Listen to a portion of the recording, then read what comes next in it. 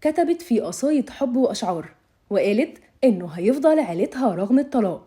أسماء شريف منير رجعت ترند من تاني بسبب كلامها الحلو عن طليقها، لكن الجمهور شايف إنها بتلمح وهترجع له قريب. تعالوا نقول لكم إيه الحكاية. الفترة الأخيرة الجمهور متابع كل أخبار أسماء شريف منير بشكل مستمر، خاصة بعد ما أعلنت إنها غيرت ستايل حياتها كلها، وكانت بتفكر في الحجاب كمان. وده لما طلعت في فيديو وقالت إن كل اللي بيحصل في الفترة الحالية خلاها تعيد حساباتها، وإن الإنسان كان في يوم ونعم كتير هو مش حاسس بيها. ده غير إنها الأول كان دايما بتخاف من الموت، وبتخاف تقابل ربنا علشان بتحس إنه في حاجة ناقصاها وإنها مش عاملة أي حاجة لآخرتها.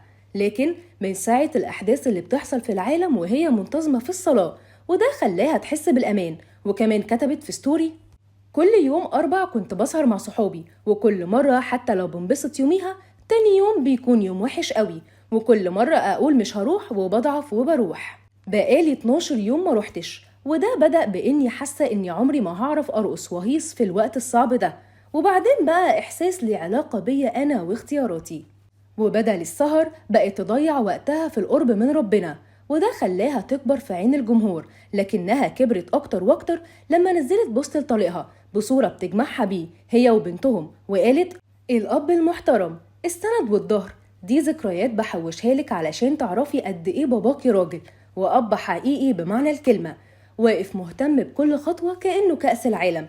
لازم أديك حقك علشان الناس تتعلم منك يعني إيه انفصال محترم وتحضر ووجود في حياة ولادنا.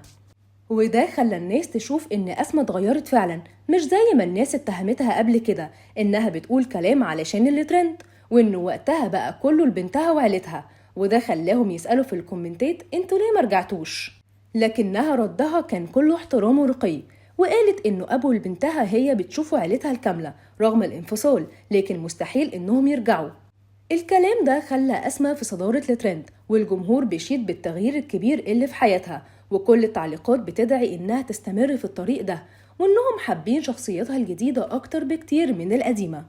إيه رأيكم في موقف أسماء شريف منير؟ وتفتكروا ممكن ترجع في يوم من الأيام لطليقها؟